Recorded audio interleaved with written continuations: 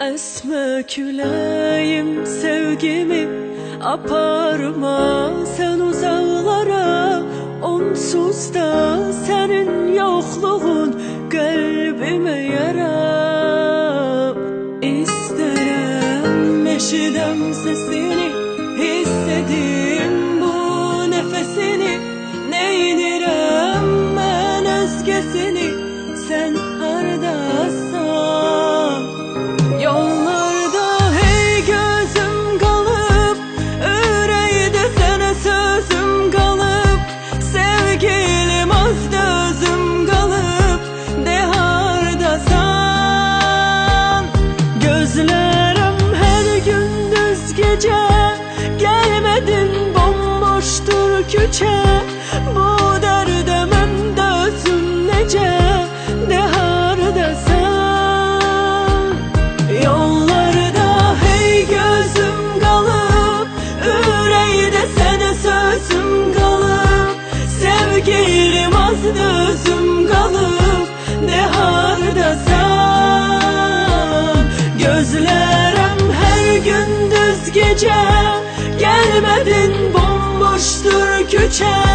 Bu derde mende özüm nece, de hardasan.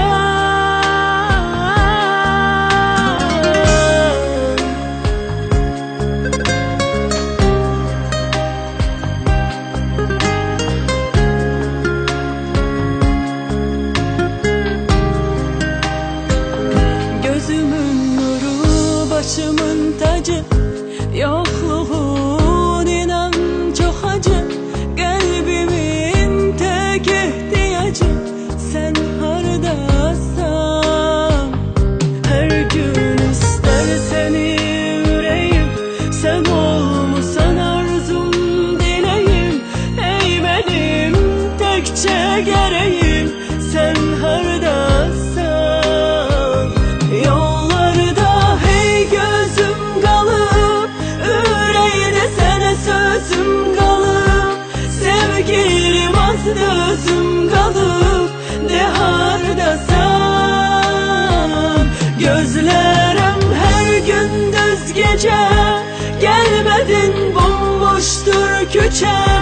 Bu derde mende özüm nece, de hardasan.